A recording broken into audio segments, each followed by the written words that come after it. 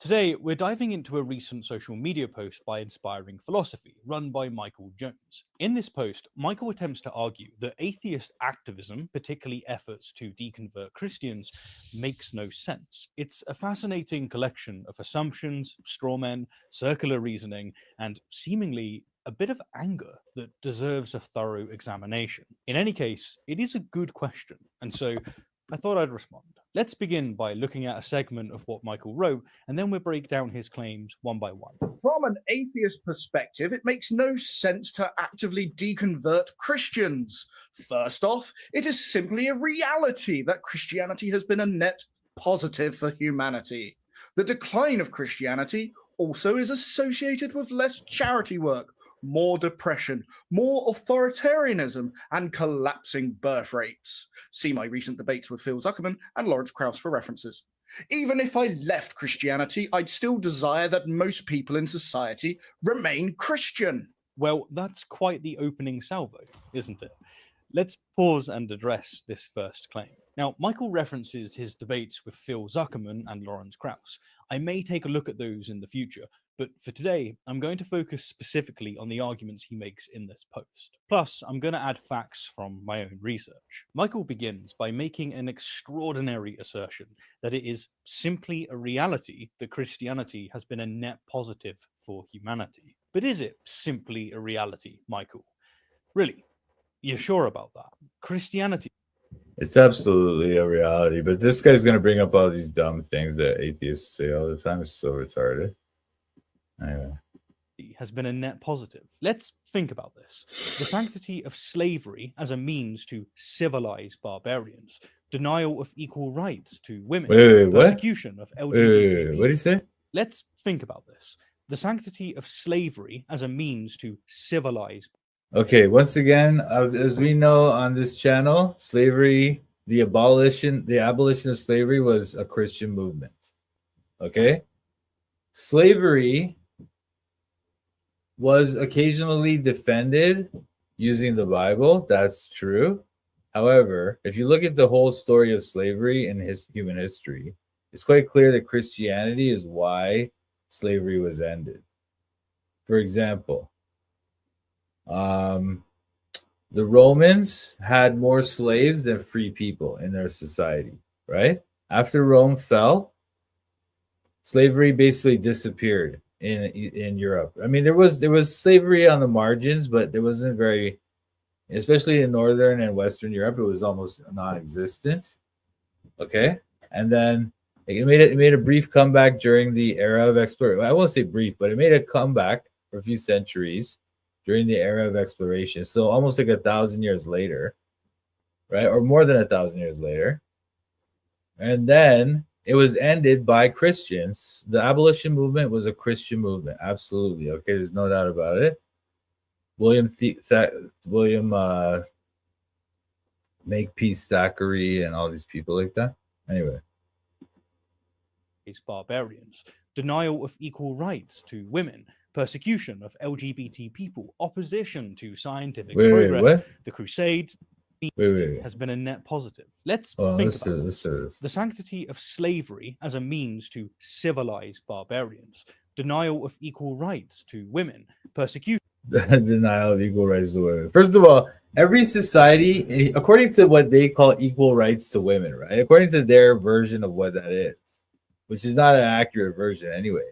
But let's just take what they think that means. Equal rights to women, right? No society in human history has ever given women equal rights, okay? It is only the post-Christian West that has ever endeavored to give women equal rights, you know? So, and it's because of Christianity. Again, it's because of Christianity. They wouldn't have even thought the idea that women could be equal with men or whatever. That idea is completely foreign to the human mind and to any way of thinking. Like, it's just only because the Bible will say stuff like there's no male or female in Christ Jesus, and men and women are created in God's image.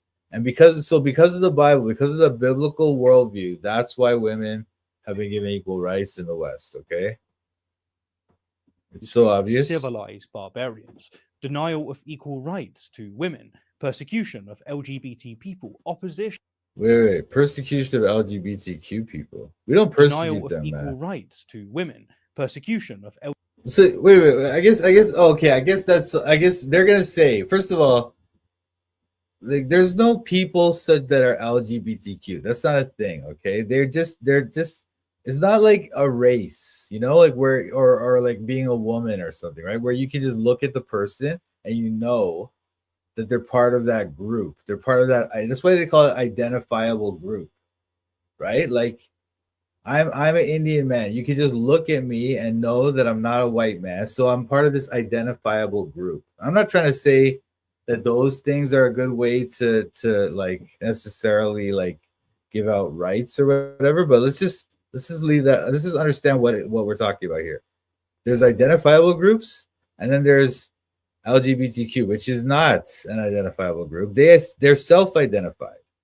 They have to come out and tell you what they are. There's no way to determine whether they're LGBTQ or what based on any kind of other metric. There's no other way. The only way you can know is if they tell you that.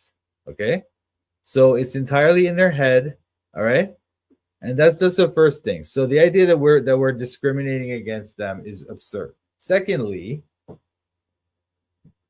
because the thing is, they'll say that in the pagan societies that type of thing was permissible, right? Which it wasn't really. It's not like the way they think. If you go to ancient Rome, for instance, right? It's not as if homosexuality was just accepted. It wasn't. It was like if you're a man, if you're penetrating, then it's like it's not considered that bad. But if you're a man being penetrated, then you're considered like this, like lower than a man. You're not a man. You know what I'm trying to say? So the idea that Christians invented the idea of so-called oppression of the LGBTQ, that's absurd also. Okay. Then as we move on now, what else can we say about this? Look, the fact is, man, I just want to say that they're not an identifiable group. But anyway, let's move on. LGBT people, opposition to scientific progress, the Crusades, the Inquisitions, the burning of witches, the sub. Wait. I gotta take because this is what they do. They just run through all these things and act like all their claims are just completely given. They're just a given.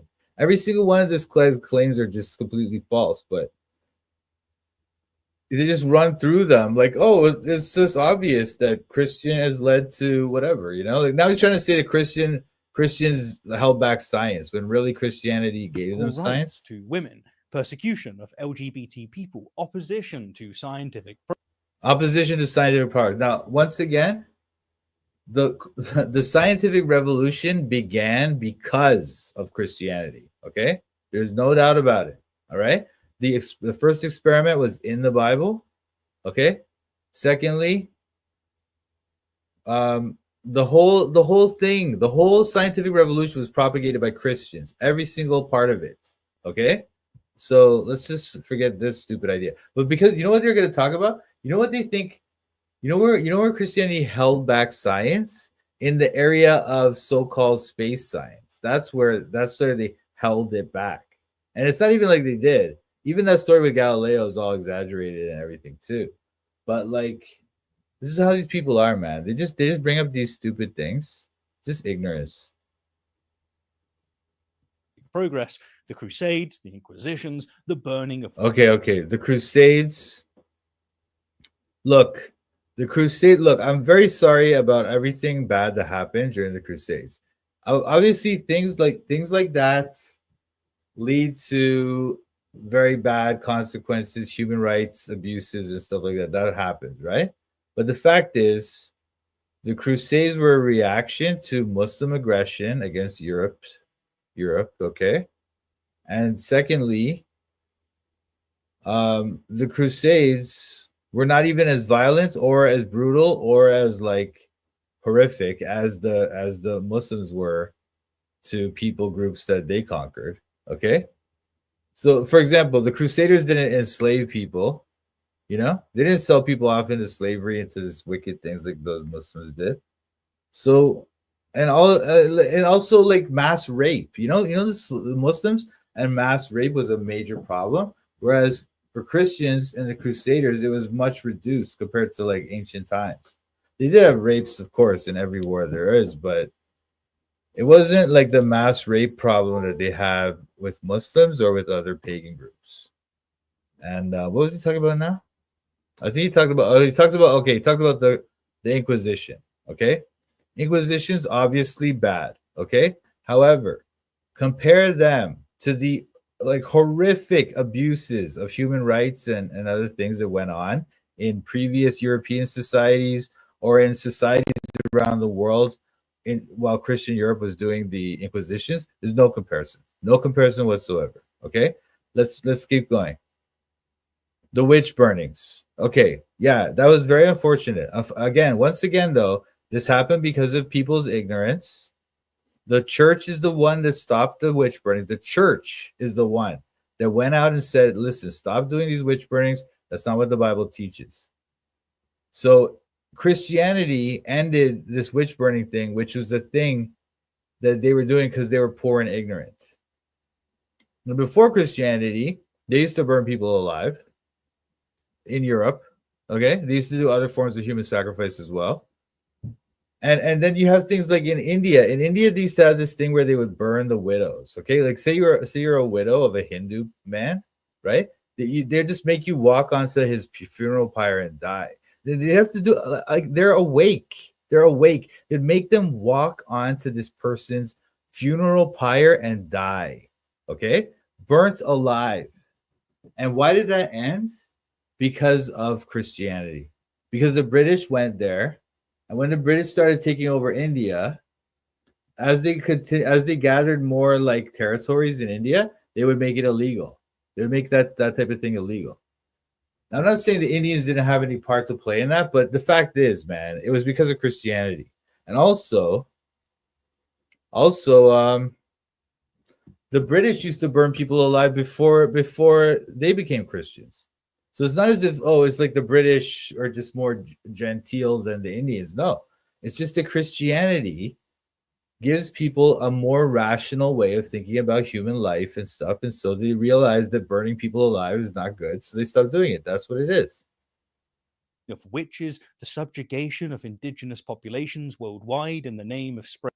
Subjugation of indigenous Jesus. Anyway. I'm sorry. I was just going to say the Lord's name. In burning vain. of witches, the subjugation of indigenous populations worldwide in the name of spreading the gospel. No, that didn't happen.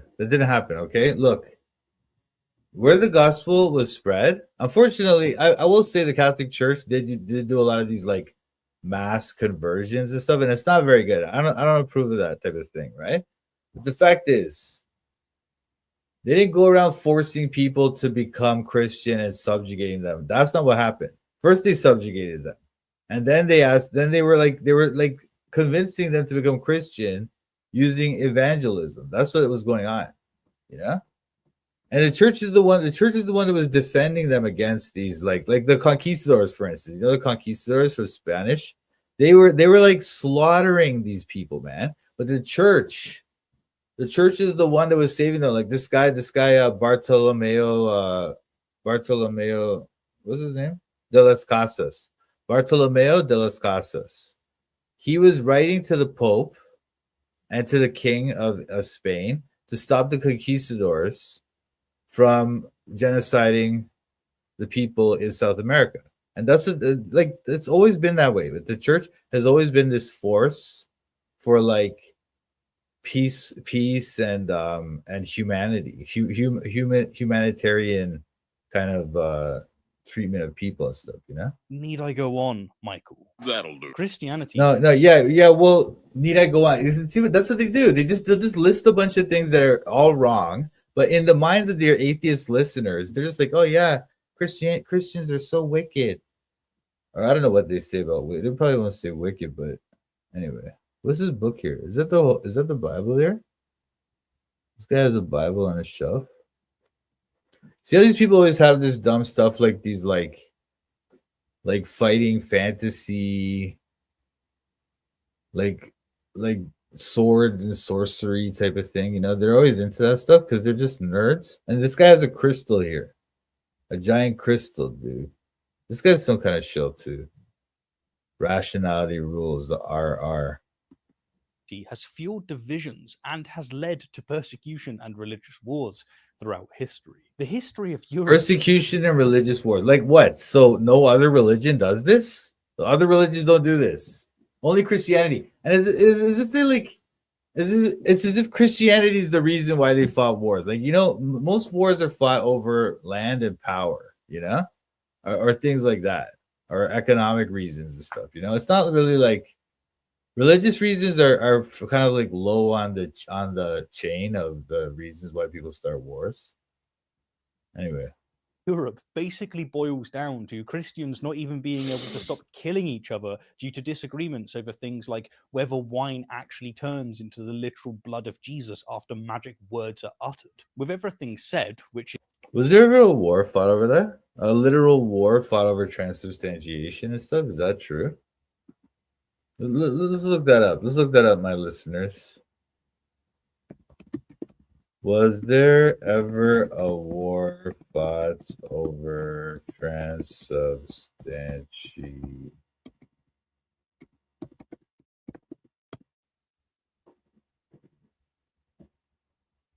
Well, not solely. I don't know if you guys can see. Can you guys see this? Hang on. Sorry. I guess it's big enough, kind of, right? Oh wait, I got the wrong thing here. All right, well, not solely centered on transubstantiation, the Hussite Wars and the European Wars of Religion saw conflicts with significant religious underpinnings, including differing views on the Eucharist and the role of the Catholic Church, which indirectly involved the concept of transubstantiation. Yeah, well, whatever. I mean, look, you know, these are religious wars. Okay, I guess they're somewhat religious. But the thing is, the reason why they're like religious wars is because the governments and that time, they had like a public religion. They weren't secular governments, right? So it's like your government is defending your religion. It's like it is still governments fighting these things. It's not like the people, the Christian people of the world were like, oh, let's go get those Italians, they're Catholics. You know what I mean? That's not what happened. It was just like the kings of those countries would start these beefs and stuff, you know? Look at that. Yeah, 8% of wars religious. Most of those are Islamic. Yeah, that's true. I know. Exactly, Kako. Thank you. Anyway, I'm gonna get back to this. This is ridiculous. which is just a small piece of the crimes of Christianity, I would say it's a good thing that we've moved away from such a belief. But Michael claims that declining Christianity is associated. And then you know what too. As society has become more secular, that has also led to like ridiculous levels of violence too. Like I mean, look at World War I and II, or even like previous wars to that, like the Civil War and stuff like that. They're very like, I guess people will say the Civil War was they're still in their religious phase, but it's kind of towards the end of it at that point, you know. But that's when like wars started becoming industrialized, you know, and wars started affecting the civilians more. As you get into this modern era of warfare, like look at the 20th century. The 20th century was a nightmare of violence, right? And it's secular. It's secular violence. The Nazis or all those fascist governments of Europe and stuff, they were all secular, right? I mean, even Italy, I think, right? And so, nah, man, it's not true. Anyway, and yeah, this is the other thing. Look at that. Imagine like there's been like billions of babies aborted since Roe v. Wade. You know, these guys don't talk about the loss of life, but they don't even think of it. They think that's okay. They're just like, oh, whatever. Who cares if 2 billion babies were aborted? Who cares? That's it. They didn't have a right to life. It's just because the mother didn't feel like it, so that's it. With various negative social phenomena, less charity, more depression, authoritarianism, and falling birth rates. Let's just pretend that he's correct for a moment. Well, okay, correlation doesn't equal. Let's just. Okay, so now he's going to try to say correlation is not causation, you know? Because he just used the correlation argument on all those things that he was saying about Christianity, all those things are based on the correlation argument, you know? Now he's trying to say, oh, well, correlation doesn't mean causation, but when a Christian tries to make the same argument, you know? Anyway, but this thing is like, okay, less charity work. Yeah, no, that is causation, man. Christians give more money to charity than you stupid atheist pigs. That's what.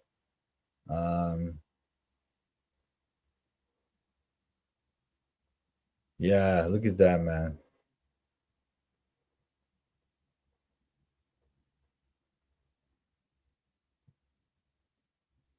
This is wicked, I know. But okay, more depression. No, that's probably a causation. That probably is causation. I mean, it is correlation, but it is probably causation too. And then authoritarianism. Yeah, well, as I was saying to you, the fascist governments of the 20th century and collapsing birth rates. Yeah, I think that's probably got to do with the loss of Christianity. That's probably true. So sorry, Let's just buddy. pretend that he's correct for a moment. Well, correlation doesn't equal causation. In the last 50 years, basically post World War II, societies with purple backgrounds are purplish, and this giant like crystal here, dude. This guy's wicked, man. declining religious adherence are also societies with increasing wealth inequality, climate anxiety, political polarization, and social media use. All of these factors could contribute to the phenomena Michael mentions, yet he attributes them solely to declining Christianity. In fact, these things... Sorry, guys. Sorry. You know what? I'm sorry. I was reading your comments. I'm kind of lost on here. Media use. All inequality, climate... Societies with declining religious adherence are also societies with increasing wealth inequality, climate anxiety. Wait. Societies with declining... Let's just pretend that he's correct for a moment. Well, correlation doesn't equal causation. In the last 50 years, basically post-World War II, societies with declining religious adherence are also societies with increasing wealth inequality, climate anxiety, political polarization, and social media use. All of these factors could contribute to the phenomena Michael mentions, yet he... So now he's trying to say, okay, so he's trying to say that basically, like that guy was saying that these things correlate, right? These things correlate with the loss of Christianity. Like these things, less charity work, more depression, more authoritarianism, collapsing birth rates. So now this guy's trying to say, well, look, it also correlates with, wealth inequality and social media use and all this other stuff. So maybe those are the reasons. But maybe they're all due to a lack of Christianity. Like what? Like none of this is helping your argument, you stupid atheist pig. Attributes them solely to declining Christianity. In fact, these things could be part of the cause of declining Christianity, not the consequence. But is it true that all negative things are associated with Christianity's decline? No, of course it's not. The Nordic countries with rapid declining religiosity actually lead the world on numerous indicators of well-functioning society, including economic equality, the Nordic countries. First of all, okay, look, let's think about this. Let's think about what this guy's saying right now, okay? Before the Nordic countries were Christian, they were Vikings, okay? They used to go around just pillaging and raping, and they did human sacrifice, they did all that stuff, okay? Then they became Christian, then they became into these amazing societies. They're just absolutely wonderful, right? So, or compared to most societies or whatever. So that's really good, but it's because of Christianity. And then now that they're starting to like Christianity is more rapidly declining there than in other parts of the world. He's trying to say, well, look, they have economic equality, gender equality, and the low homicide rates and all this stuff. It's because they're Christian. It's because if they were never Christian, they'd be still savages. They'd be like Vikings and stuff, man. I'm not saying the Vikings were savages, but they were kind of like very violent. The equality, low homicide rates, scoring high on the happiness index, environmental protection, and democracy. These less religious societies demonstrate high levels of interpersonal trust, tolerance. Well, I think you might be right, Nathan. I actually support monarchism. Like, I think we should have a king, and actually, I think we actually do have a king. Like, especially in Canada, obviously we do, right? But like, even America, kind of too, because of the way the banking system is run by those people and stuff. But anyway, yeah, I think it's better to have a king than to have a democracy. Honesty, social solidarity, and commitment to democratic norms, directly contradicting Michael's claims about authoritarianism and depression. I mean, come on, man. What? Directly? So, what is he trying to say that Nordic countries have lower rates of depression and stuff? Is that true? Let me see what he's saying. Societies demonstrate high levels of interpersonal trust, tolerance, honesty, social solidarity, and commitment to democratic norms, direct.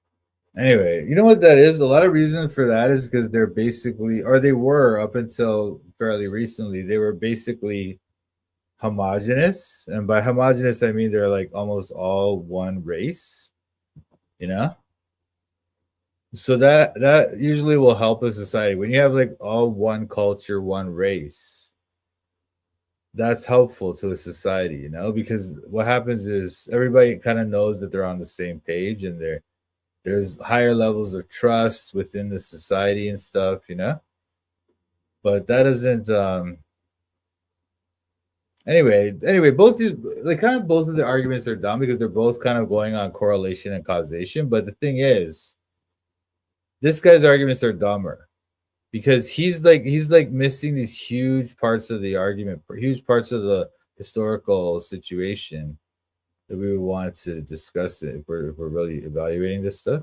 Directly contradicting Michael's claims about authoritarianism and depression. I mean, come on, man. It's not surprising that when your religion Now, teaches you what I'm saying is, like, yeah, like Canada's a dominion of the British monarchy, and Britain is supposedly a democratic country with a monarch that's sort of like some kind of puppet or something like that, right?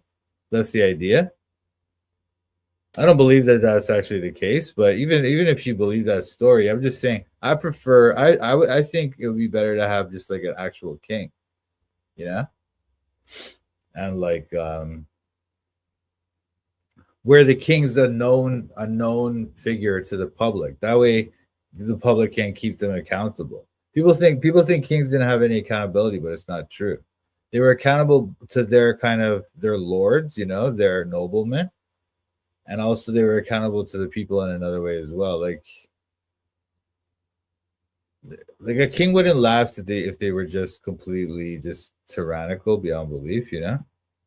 depression. I mean, come on, man. It's not surprising that when your religion teaches you who to hate, you tend not to be nice to your neighbors. And it's not surprising that the United States has now become more authoritarian than it ever has been in its history, and it's under Christian nationalism. As for Under Christian nationalism is so Christian nationalism is who in the American, I guess that blonde woman, I forget her name now, man. What's her name? She was advocating that, right? But anyway, I suppose there are some Republicans who are advocating some kind of Christian nationalism in America, but it's not as if America is Christian nationalist. That's completely absurd.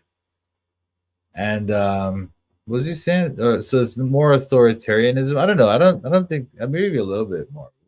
Anyway, whatever. For charity, traditional religious giving has actually declined significantly, from 58% of all donations in the 1980s to 29% in recent years. And yet the comparison of the decline of religiosity in general doesn't gel well with these numbers. So you can't blame the decline in religiosity. Religion plays a much less important role than it was in the early to mid 1980s. Contributions to congregations and religious organizations made up 50% of all donations, a sign of the prevalence of faith in American households and its dominance in charitable giving. In the 5 years ending in 2022, that share dropped to 29%. That doesn't mean that religion doesn't. That doesn't say that. All right. What it's saying is that the amount of money that was donated to congregations and religious organizations has gone down, or rather, the proportion of all the money donated to charity, the proportion of that which goes to religious organizations, that has gone down. But that doesn't say anything about whether religion plays a role in charitable giving, which it absolutely does. There's many stats you can look that up. You can just Google that right now. I don't even have to. I'm not even gonna bother. Actually, let me look that up just to show you guys.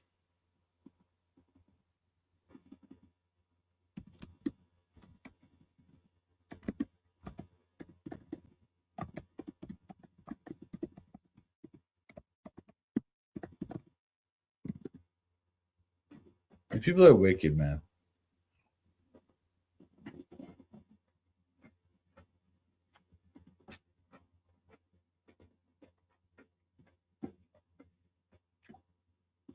Anyway, yes, religion often plays a significant role in charitable giving, with religious practice and beliefs being strongly associated with greater generosity and involvement in charitable activities, both for faith-based and secular causes. For faith-based and secular causes. There's no doubt about it. It's like it's uncontroversial. Okay, it's completely uncontroversial that religious people give more money to charity than atheist dirtbags. It's obvious. General doesn't gel well with these numbers. So you can't blame the decline in charitable giving when it's objectively the case that Christians are giving less, which isn't really surprising when you take the alignment that they now have with hyper-capitalism and libertarianism, hoarding the wealth for themselves. What is that? What are you talking about? See, this is what they do. This is what they do. This is what they do. What they'll do is what he's trying to say is that because Republicans or whatever, I guess those type of people are kind of moving towards that kind of way of thinking about government, that therefore that's a Christian thing. That's what he's basically saying. Yeah, yeah, exactly. The guy's trying to say hyper capitalism is a Christian phenomenon or something. This is so ridiculous. But that's what they do, man. They tar everyone with the same brush. It's so absurd. Yeah. What's You know more, what? Michael doesn't account for You'd be secular forms surprised. of charity giving. Oh wait, you know what? You'd be surprised. You'd be surprised how many atheists are commies or socialists or leftists or whatever. It's much more common among atheists to be leftist, or even communist. Giving adult, and about those collapsing birth rates. The claimed link between Christianity and birth rates lacks causal evidence. Declining birth rates are a complex global phenomenon occurring across multiple What? evidence. Declining The decline of Christian.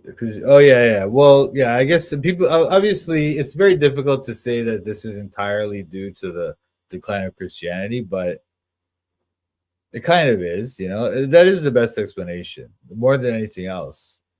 But the rise of obviously the invention of the birth control pill and other things like that were a big, and the sexual revolution and all of those things were a huge thing. But all that is also related to the decline of Christianity, clearly. Declining birth rates are a complex global phenomenon occurring across multiple religions and secular societies as women gain education, reproductive autonomy, and economic opportunities. Reproductive autonomy and economic. First of all, education. Let me just say that about education, okay? Because it is complete garbage what they teach us in schools. Secondly, what did you say? Reproductive. As women gain education, reproductive autonomy, and reproductive autonomy. Reproductive autonomy. As if they didn't have that before. They didn't have that before. They didn't have the right to decide whether they're gonna have sex before, right? But now it's like, if we don't give them the right to kill their own unborn child, if we don't do that, then we're taking away from their autonomy. So absurd. Economic opportunities. If you want the strongest correlates for reproduction, it's a lack of the righteous rebel. Who's the righteous rebel? I don't know who that is. Yeah, I'm about to turn this guy out because this is boring, but education and being in poverty, which, to be fair, they do actually align with religion. But it's not Christianity. It's just when people don't have education, when they live in poverty, they tend to be more religious across the board. Finally, Michael states that even if he left, you know why that is? They think it's because when you get educated, you get smart, and then you get rid of that all this religious stuff. It's not what it is. What it is when people are poor and they don't have opportunities to get education, they don't have anywhere else to look when their problems come up to them. So they have to go to God. That's why God has chosen the poor rich in faith, you know? This guy reminds me of Paleo. Yeah, I know, exactly. Anyway, this sucks. Okay.